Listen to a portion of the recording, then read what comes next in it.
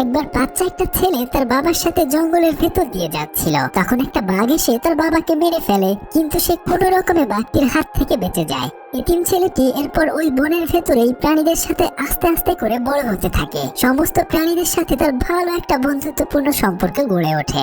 তবে যখন সে একটু বড় হয় তখন ওই বাঘটা তাকে শিকার করার জন্য উঠে পড়ে লাগে। এই সময় বাকি সমস্ত প্রাণীরা তাকে সাহায্য করে। ছেলেটি কি পারবে বাঘের হাত থেকে বাঁচতে, নাকি সে বাঘের পেটে চলে যাবে?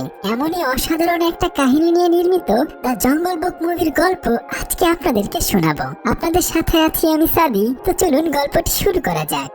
বিশাল একটা জঙ্গলের ভিতরে এই ছোট্ট ছেলেটিকে কয়েকটি নেকড়ে তাড়া করছে। মনে হচ্ছে তারা তাকে ধরতে পারলেই একদম ছিঁড়ে খেয়ে ফেলবে। ছেলেটি তার নিজের জীবন বাঁচানোর জন্য এদিক সেদিক দৌড়াতে থাকে। সে তাদের চোখ ফাঁকি দিয়ে একটা গাছ থেকে আরেকটা গাছে পাড়ি দিয়ে কোনো রকম নিজের জীবন বাঁচিয়ে নেয়। কিন্তু ঠিক তখনই ভয়ঙ্কর দেখতে কালো একটা চিতাবাঘ তার সামনে এসে পড়ে। আসলে এসব কোনো প্রাণী এই ছেলেটিকে আক্রমণ করতে চাইছিল না, বরং এই চিতাবাঘ এবং এই নেকড়েগুলো তার খুবই ভালো বন্ধু। ছেলেটির নাম হচ্ছে মোগলি। একদম ছোটবেলা থেকে সে এই জঙ্গলে এসব প্রাণীদের সাথে বসবাস করে। তার বাবা মা বলতে কেউ নেই, এজন্যই আসলে এই চিতাবাঘটি সবসময় তাকে দেখাশোনা করে রাখে। আর এই বনের নেকড়েগুলো তার খুবই ভালো বন্ধু। একদম ছোটবেলা থেকেই মোগলি নেকড়েদের সাথে বড় হয়েছে, তাই প্রতিদিন তারা সবাই মিলে মোগলিকে দিয়ে দৌড়ের প্র্যাকটিস করতে থাকে, যেন বনের প্রাণীদের হাত থেকে সে নিজেকে বাঁচাতে পারে।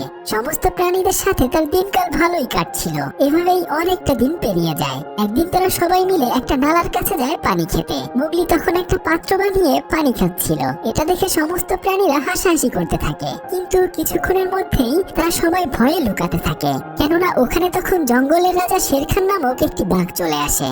সে ওখানে পানি খেতে এসে বলতে থাকে, এখানে কেমন যেন আমি একটা মানুষের গন্ধ পাচ্ছি। মুগলি তখন একটা নেকড়ের পেছনে লুকিয়েছিল। শেরখান তখন বলতে থাকে, তোমরা আর কতকাল ওই মানুষের বাচ্চাটিকে আমার থেকে লুকিয়ে রাখবে? একদিন না একদিন আমি ওকে অবশ্যই আমার শিকার বানাবো। তখন একটা নেকড়ে বলে, তুমি মুগলির কোনো ক্ষতি করতে পারবে না, কেননা মুগলি ছোটবেলা থেকে আমাদের সাথে বড় হয়েছে, আর ও এই জঙ্গলেরই একজন সদস্য। কিন্তু শেরখান তখন বলে, তোমরা যতই চেষ্টা করো না কেন, মানুষের বাচ্চা কখনোই আমাদের এই বনে থাকতে পারবে না। আর আমি যেভাবেই হোক না কেন একদিন না একদিন ওকে আমার নাস্তা বানিয়ে ফেলবো। এসব কিছু বলে সে ওখান থেকে চলে যায়। এই কথা শুনে এখন সমস্ত নেকড়েরা মুগলিকে নিয়ে অনেক বেশি চিন্তায় পড়ে যায়। তারা এখন শেরখানের হাত থেকে তাকে কিভাবে বাঁচাবে। তাই একদিন যখন তাদের জঙ্গলে বৃষ্টি হচ্ছিল, তখন মুগলি বলে, আমি তোমাদেরকে আমার কারণে বিপদে ফেলতে পারি না। আমি এই জঙ্গল পাড়ি দিয়ে অন্য কোথাও চলে যাব, যেখানে মানুষরা বসবাস করে। কিন্তু নেকড়েগুলো তাকে ওখান থেকে যেতে দিতে চাচ্ছিল না, কেননা একদম ছোটবেলা থেকেই তারা একসাথে বড় হয়েছে। তখন চিতাবাঘটি বলে, আসলে মুগলি আমাদের সাথে জন্তু জানোয়ারের মতো এভাবে বন জঙ্গলে বাস করতে পারবে না। সেজন্য আমাদের উচিত ওকে মানুষের কাছে পৌঁছে দেয়া, আর এটাই ওর জন্য মঙ্গল হবে। মুগলি তখন সবাইকে বিদায় জানিয়ে চিতাবাঘটাকে সাথে নিয়ে গ্রামের উদ্দেশ্যে রওনা হয়। কিন্তু মুগলি কখনোই তাদের সবাইকে ছেড়ে এখান থেকে যেতে চাচ্ছিল না। কিন্তু কি আর করা, এক এক করে বিশাল বড় বড় বন পাড়ি দিয়ে তারা সামনের দিকে আগাতে থাকে। এরপর তারা যখন একটা মাঠের কাছে আসে, তখন চিতাবাঘটি মুগলিকে লুকিয়ে পড়তে বলে। আর ঠিক তখনই হঠাৎ করে শেরখান এসে মুগলির উপর আক্রমণ করে বসে। চিতাবাঘটি তখন কোন রকম তার হাত থেকে মুগলিকে বাঁচিয়ে নেয়। এরপর সে বাঘের সাথে লড়াই করতে শুরু করে। আসলে চিতাবাঘটি শেরখানের সাথে পারছিল না, তাই কিছুক্ষণ পরে শেরখান চিতাবাঘটিকে হারিয়ে মুগলিকে ধরার জন্য দৌড়াতে থাকে। মুগলি নিজের জীবন বাঁচানোর জন্য প্রাণপণ সামনের দিকে দৌড়াতে শুরু করে। দৌড়াতে দৌড়াতে সে কাদার ভেতরে পড়ে যায়। আর ঠিক তখনই শেরখান প্রায় তাকে ধরেই ফেলছিল। তবে কপাল ভালো, ওখানে একদল বন্য মহিষ চলে আসে। সেজন্য মুগলি এই যাত্রায় বেঁচে যায়। মুগলি তখন একটা মহিষের শিং ধরে ঝুলে ঝুলে ওখান থেকে নিজের জীবন বাঁচিয়ে নেয়। কিন্তু শেরখান তাকে ধরতে না পেরে রাগে ফসফস করতে থাকে। সে ওখান থেকে নেকড়েদের কাছে এসে পৌঁছে তাদেরকে বলতে থাকে, তোদের এত বড় সাহস, তোরা আমার শিকারকে এখান থেকে পালিয়ে যেতে দিয়েছিস? তবে তোরা মনে রাখিস, আমি একদিন না একদিন ওকে ঠিকই ধরে ফেলবো। এই বলে সে ওখানকার একটা নেকড়েকে মেরে ফেলে। এসব কিছু বলে সে ওখান থেকে চলে যায়। ওদিকে মুগলি সেই মহিষের পিঠে চড়ে সামনের দিকে আগাতে থাকে। কিন্তু কিছুক্ষণের মধ্যেই ওখানে ঝড় বৃষ্টি শুরু হয়ে যায়। সে তখন মহিষের পিঠ থেকে ছিটকে একটা নদীর মধ্যে পড়ে যায়। বেচারা তখন অনেক কষ্ট করে একটা গাছের গুড়ি ধরে ভাসতে ভাসতে সামনের দিকে আগাতে থাকে। অনেকটা পথ পাড়ি দিয়ে সে নতুন আরেকটা জঙ্গলের ভেতর প্রবেশ করে। কিন্তু এখানে সবকিছু তার অপরিচিত ছিল। আর তাছাড়া এতটা পথ পাড়ি দেওয়ার কারণে তার অনেক বেশি ক্ষুধা লেগে গিয়েছিল। সেজন্য সে গাছ থেকে কয়েকটা ফল পেড়ে খেতে শুরু করে। তখন ওখানে ছোট্ট একটা প্রাণী আসলে সে প্রাণীটিকে ফল খাওয়ার জন্য দেয়। তবে কপাল খারাপ, একটু পরে আরো কয়েকটা প্রাণী এসে তার ফলগুলো নিয়ে যায়। বেচারা তখন ফলগুলো আনার জন্য তাদের পেছনে পেছনে দৌড়াতে থাকে। দৌড়াতে দৌড়াতে সে একটা গাছের উপর চলে আসে, আর ওখানে তার সাথে বিশাল একটা অজগর সাপের দেখা হয়ে যায়। সাপটি তখন তাকে বলতে থাকে, এই ঘন জঙ্গলে তুমি একা একা কি করছো? মুগলি বলে, আমি ছোটবেলা থেকে এখানেই থাকি, আমি আমার একজন বন্ধুর জন্য এখানে অপেক্ষা করছি। তখন সাপটি বলে, আমি জানি তুমি কোথা থেকে এসেছো। একবার তোমার বাবা এই জঙ্গল দিয়ে কোথাও যাচ্ছিল, রাতের বেলায় তোমরা একটা গুহার ভেতরে আশ্রয় নিয়েছিলে, কিন্তু একটা বাঘ এসে তোমার বাবাকে মেরে ফেলে, আর এরপর তোমাকে কালো চিতাবাঘটি ছোট থেকে বড় করে তুলেছে। এসব বলতে বলতে আসলে অজগর সাপটি তাকে একদম পেঁচিয়ে খেয়ে ফেলতে যাচ্ছিল। তখনই একটা ভাল্লুক এসে মুগলিকে সাপের হাত থেকে বাঁচিয়ে নেয়। আস্তে আস্তে করে ওই ভাল্লুকের সাথে মুগলির ভালো একটা বন্ধুত্বপূর্ণ সম্পর্ক গড়ে ওঠে। একদিন ওই ভাল্লুকটা মুগলিকে বলে, তুমি কি গাছ উঠতে পারো? মুগলি বলে, হ্যাঁ আমি গাছ উঠতে পারি। তো তখন ওই ভাল্লুক তাকে মৌমাছির চাকের ওখানে নিয়ে যায়। সে মুগলিকে অনুরোধ করতে থাকে যেন মুগলি পাহাড়ের উপর থেকে তাকে মধু পেড়ে এনে দেয়। কিন্তু শুরুতে মুগলি তার কথায় একদমই রাজি হচ্ছিল না। তবে কি আর করা, সে তো কোনো প্রাণীদের কথাই ফেলতে পারে না। সেজন্য মধু পাড়ার জন্য তাই সে অনেক কষ্ট করে যেখান সেখান থেকে গাছের শিকড় কেটে এনে পাহাড়ের উপরে চলে যায় মৌমাছির চাক থেকে মধু আনার জন্য। পাহাড়ের উপরে উঠে সে অনেক চেষ্টা করেও কোনোভাবেই একটু মধু সংগ্রহ করতে পারছিল না, বরং সে তখন উল্টো মৌমাছির কামড় খাচ্ছিল।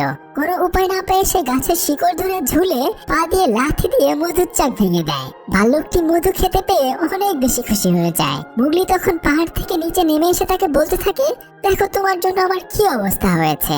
আসলে তার সারা শরীর জুড়ে কয়েকটা মৌমাছি কামড়ে দিয়েছে। যাই হোক, এরপর সে ওখান থেকে একা একা হাঁটতে শুরু করে। তখন ভাল্লুকটি বলতে থাকে, তুমি এই জঙ্গল থেকে কেন চলে যাবে? তুমি আমার সাথে এই বনের মধ্যেই থেকে যাও। তখন মুগলি বলে, না, আমি এই বন পাড়ি দিয়ে গ্রামের মানুষের কাছে চলে যাব, কেননা যদি আমি এই বনের ভেতরে থাকি তাহলে একটা বাঘ আমাকে খেয়ে ফেলবে। এরপর তারা ওখান থেকে সামনের দিকে আগাতে থাকে, কিন্তু মুগলি ওখানে কালো চিতাবাঘটির জন্য অপেক্ষা করছিল। তাই সে কয়েকদিন ওই ভাল্লুকের সাথে ওখানে থেকে যায়। তাদের দুজনের মধ্যে ভালো একটা বন্ধুত্বপূর্ণ সম্পর্ক ওখানে গড়ে ওঠে। ভাল্লুকটার সাথে মুগলির দিনকাল ভালোই কাটছিল। তবে কয়েকদিন পরে কালো চিতাবাঘটি তাকে খুঁজতে খুঁজতে ওখানে চলে আসে। সে মুগলিকে সুস্থ দেখতে পেয়ে খুশি হয়ে যায়। তখন চিতাবাঘটি বলে, তোমাকে আমি গ্রামে রেখে আসবো। কিন্তু মুগলি তখন তাকে দেখাতে থাকে সে এখানে ভাল্লুকের সাথে ভালোই রয়েছে, এখানেই সে থাকতে চায়। কিন্তু চিতাবাঘটি বলে, তোমাকে এত কষ্ট করে ওখান থেকে বাঁচিয়ে আনলাম, আর তুমি এখানে এই জঙ্গলের ভিতর থাকতে চাচ্ছ? এই বলে সে তাকে রাগারাগি করতে থাকে। মুগলি তখন ওখানে মন খারাপ করে বসেছিল।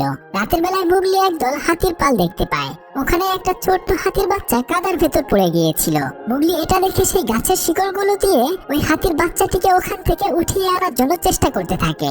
অনেক চেষ্টা করে সে ওই হাতির বাচ্চাটিকে বাঁচিয়ে নেয়। এটা দেখে ভাল্লুক এবং চিতাবাঘ অনেক বেশি খুশি হয়ে যায়। তখন ভাল্লুকটি চিতাবাঘটিকে বলতে থাকে, মুগলির মাথায় তো দেখছি অনেক বুদ্ধি, ওকে এখানেই রেখে দিলে পারো, ওকে নেকড়েরা দেখাশোনা করে রাখবে। কিন্তু তখন চিতাবাঘটি বলে যে নেকড়েটি মুগলিকে দেখাশোনা করতো শের খান তাকে মেরে ফেলেছে। তাছাড়া আমরা কোনোভাবেই শের খানের সাথে লড়াই করে টিকতে পারবো না, সেজন্য মুগলিকে জঙ্গল থেকে গ্রামে পাঠিয়ে দেব। এসব কিছু শুনে তখন ভাল্লুকটি মুগলিকে অনেক বোঝাতে থাকে যেন সে এই জঙ্গল ছেড়ে গ্রামের মানুষের কাছে চলে যায়। কিন্তু মুগলি একদমই তাদেরকে ছেড়ে এখান থেকে যেতে চাচ্ছিল না। সেজন্য সে অভিমান করে একটা গাছের উপর এসে বসে থাকে। কিছুক্ষণ পরে কয়েকটা বানর এসে তাকে ওখান থেকে ধরে নিয়ে যায়, আর তাকে বাঁচানোর জন্য ভাল্লুকটা এবং চিতাবাঘটি পেছনে পেছনে দৌড়াতে থাকে। বানরগুলো বন পেরিয়ে পাহাড় পাড়ি দিয়ে মুগলিকে নিয়ে একটা পুরনো প্রাসাদের কাছে চলে আসে। আর অন্যদিকে মুগলিকে খুঁজতে খুঁজতে ভাল্লুক এবং চিতাবাঘটি অনেক কষ্ট করতে থাকে পাহাড় পেরোনোর জন্য। মুগলিকে বানরগুলো তাদের রাজার কাছে নিয়ে যায়। তখন বানরের রাজা বলতে থাকে, আমার কাছে সমস্ত কিছু রয়েছে, তবে তুমি যেহেতু মানুষ সেজন্য তুমি আমাকে মানুষের কাছ থেকে আগুন এনে দেবে। আসলে বনের ভেতরে সবাই আগুন অনেক বেশি ভয় পেত, তাই যে প্রাণীর কাছে আগুন থাকবে সেই প্রাণী বনের সমস্ত প্রাণীকে শাসন করতে পারবে। কিন্তু মুগলি তখন ভয়ে ওখান থেকে চলে আসতে চায়। বানররা তখন তাকে ওখানে আটকে ফেলে। আর অন্যদিকে ভাল্লুক এবং চিতাবাঘটি পাহাড় পেরিয়ে পুরনো প্রাসাদের কাছে চলে আসে। তখন তারা দেখে যে মুগলিকে বানরগুলো আটকে ফেলেছে। তাই তখন ভাল্লুকটি বুদ্ধি করে তাদের সাথে গল্প করতে থাকে। আর অন্যদিকে চিতাবাঘ মুগলিকে ইশারা করে ওখান থেকে পালিয়ে যাওয়ার জন্য। যখন তারা দুজনে ওখান থেকে পালিয়ে যাচ্ছিল তখন কয়েকটা বানর তাদেরকে দেখে ফেলে। আর কিছুক্ষণের মধ্যেই সমস্ত বানরগুলো তাদেরকে তাড়া করতে থাকে। তারা সবাই তখন জীবন বাঁচাতে ওখান থেকে দৌড়াতে শুরু করে, কিন্তু এতগুলো বানরের সাথে তারা কেউ পেরে উঠছিল না। এক পর্যায়ে বানরের রাজা প্রায় মুগলিকে ধরেই ফেলছিল। তখন মুগলি বলে, আমি তোমাদের কি ক্ষতি করেছি? তোমরা আমাকে ধরার জন্য এভাবে উঠে পড়ে লাগছো? আমি তো এখান থেকে মানুষের ওই গ্রামে চলে যেতে চাচ্ছি। তখন বানরের রাজা বলে, তুমি জানো না তোমাকে যে নেকড়েটি দেখাশোনা করে রাখতো শের খান তাকে মেরে ফেলেছে। এই কথা শুনে মুগলি অনেক বেশি কষ্ট পায়। তবে যেভাবেই হোক না কেন এই বানরের হাত থেকে তাকে বেঁচে ফিরতে হবে। তাদের সবার সাথে বানরের তুমুল একটা লড়াই শুরু হয়ে যায়। এর কিছুক্ষণ পরে পুরনো প্রাসাদটি ভেঙে ওই বানরের রাজা ওখানে মারা যায়, যার ফলে তারা সবাই ওখান থেকে মুক্ত হয়ে যায়। কিন্তু মুগলির মনের ভেতর প্রতিশোধের আগুন জ্বলছিল। যেভাবেই হোক না কেন নেকড়ে হত্যার প্রতিশোধ তাকে নিতেই হবে। তাই সে লুকিয়ে লুকিয়ে ওখান থেকে মানুষের গ্রামে চলে যায় আগুন নিয়ে আসার জন্য। কয়েকজন মানুষের থেকে লুকিয়ে লুকিয়ে সে আগুন চুরি করে নিয়ে আসে। একটা মশাল হাতে নিয়ে সে বনের ভেতর দিয়ে দৌড়াতে থাকে, কেননা এই আগুন দিয়ে একমাত্র শের খানকে হারানো সম্ভব। তখন সমস্ত বন জুড়ে একটু একটু করে আগুন ছড়িয়ে যেতে থাকে, কিন্তু মুগলি এটা খেয়াল করছিল না। সে অনেকটা পথ পাড়ি দিয়ে দৌড়াতে দৌড়াতে সেই নেকড়েদের ওখানে চলে আসে। সে চিৎকার করে বলতে থাকে, শের খান তুই কোথায়? আমার সামনে আয়, আজকে তোর সাথে আমি একাই লড়বো। তুই আমার আদরের নেকড়েটিকে মেরে ফেলেছিস। তখন সমস্ত নেকড়েগুলো ওখানে এসে জড়ো হয়। শের খানও ওখানে আসে। শের খান সবাইকে বলতে থাকে, দেখো মানুষ আমাদেরকে কত ক্ষতি করেছে। ও ইচ্ছে করে আমাদের বনের ভেতর আগুন লাগিয়ে দিয়েছে। সমস্ত প্রাণীরা তখন মুগলিকে একটু একটু ভুল বুঝতে থাকে। ছোট্ট নেকড়ের বাচ্চাগুলো তখন তাকে ভয় পেয়ে দূরে সরে যায়। তখন মুগলি তার হাতের মশালটি পানির ভিতরে ছুঁড়ে ফেলে দিয়ে বলে, এবার আমি তোর সাথে এই আগুন ছাড়াই লড়বো। তখন শের খান বলে, তুই সবচেয়ে বোকামি একটা কাজ করেছিস। তোকে বাঁচানোর জন্য তোর বন্ধু চিতাবাঘ এখানে নেই। আজকে তোকে আমি ঠিকই শিকার করে ফেলবো। কিন্তু কিছুক্ষণের মধ্যে ওখানে ভাল্লুক এবং চিতাবাঘটি চলে আসে। শের খান যখন মুগলিকে আক্রমণ করতে যায় তখন সমস্ত প্রাণীরা মুগলির পক্ষে চলে যায়। এরপরে ভাল্লুক এবং শের খানের সাথে তুমুল লড়াই শুরু হয়ে যায়, কিন্তু কোনোভাবেই ভাল্লুকটি বাঘের সাথে লড়াই করে পেরে উঠছিল না। কিছুক্ষণ পরে সমস্ত প্রাণীরা দল বেঁধে বাঘের উপর ঝাঁপিয়ে পড়ে। মুগলি তখন শের খানকে আক্রমণ করতে গেলে চিতাবাঘটি তাকে বলে, তুমি এবার মানুষের মতো চিন্তা করো, তাহলেই আমরা শের খানকে হারাতে পারবো। এরপর মুগলি চালাকি করে ওখান থেকে দৌড়ে বনের ভেতরে চলে যায়। এটা দেখে শের খান তাকে ধরার জন্য পিছন পিছন যেতে থাকে, কিন্তু তখন কালো চিতাবাঘ বাধা দেয়। এর ফলে তাদের দুজনের মাঝে লড়াই শুরু হয়ে যায়। এক পর্যায়ে শের খান তাকে প্রায় মেরেই ফেলছিল। তবে তখনই আরো কয়েকটা নেকড়ে এসে ওই কালো চিতাবাঘটিকে বাঁচিয়ে নেয়। ততক্ষণে মুগলি দৌড়াতে দৌড়াতে বনের ভেতরে চলে যায়। শের খান তখন তাকে ধরার জন্য পিছনে পেছনে যেতে থাকে। মুগলি তখন বুদ্ধি করে গাছের শেকড় দিয়ে ওখান থেকে বাঁচার জন্য ফাঁদ বানাতে থাকে, কিন্তু শের খান তাকে প্রায় ধরেই ফেলছিল। মুগলি তখন কোনো মতে তার জীবন বাঁচিয়ে অনেকটা দৌড়াদৌড়ি করে একটা গাছের উপরে চলে আসে, আর ততক্ষণে মুগলি গাছের শেকড় দিয়ে রশির মতো ঝুলিয়ে ফেলে। শের খান যখন তাকে ধরার জন্য একটা পুরনো গাছের উপরে উঠে তখন মুগলি বলতে থাকে, যদি সাহস থাকে এবার তুই আমাকে ধর। শের খান যখনই তাকে ধরার জন্য লাফ দেয় মুগলি তখন ওই রশি ধরে ওখান থেকে দূরে চলে যায়। আর কিছুক্ষণ পরে শের খান ওই গাছের ডালটা ভেঙে ওখান থেকে একদম নিচে আগুনের ভেতর পড়ে যায়, আর ওখানে শের খান মারা যায়। কিন্তু অন্যদিকে সারা বন জুড়ে আগুন ছড়িয়ে পড়েছে। মুগলি তাই আগুন নিভানোর জন্য বনের ভেতর দিয়ে দৌড়াতে থাকে, আর তখনই সেই হাতিগুলোর সাথে মুগলির দেখা হয়ে যায়। তখন মুগলি হাতিগুলোর কাছে সাহায্য চায় আগুন নেভানোর জন্য। হাতিগুলো তখন মুগলিকে সাহায্য করার জন্য রাজি হয়ে যায়। সমস্ত হাতিগুলো তখন পাশের নালা থেকে পানি এনে বনের আগুন নিভিয়ে ফেলে। এটা দেখে সমস্ত প্রাণীরা অনেক বেশি খুশি হয়ে যায়, কেননা মুগলি আসলে তাদের বন ধ্বংস করতে চায়নি। সবাই মুগলিকে ফিরে পেয়ে অনেক বেশি খুশি হয়ে যায়। মুগলি এখন এই বন ছেড়ে আর কোথাও যায়নি। সে সবার সাথে এখানেই এই বনে সুখে শান্তিতে বাস করতে থাকে। ঠিক তেমনি ছোট্ট একটা বাঘের বাচ্চাকে তার চাচা তাদের রাজ্য থেকে তাড়িয়ে দেয়। অনেকদিন পরে যখন ওই বাচ্চাটি বড় হয়ে যায় সে আবার তাদের জঙ্গলে ফিরে আসে, আর তখনই তার চাচার সাথে তার লড়াই বেঁধে যায়। এমনই অসাধারণ একটা কাহিনী নিয়ে নির্মিত দ্য লায়ন কিং মুভির গল্পটি দেখতে চাইলে স্ক্রিনে থাকা আমাদের এই ভিডিওটি দেখুন। ততক্ষণে সবাই ভালো থাকুন। আল্লাহ হাফেজ।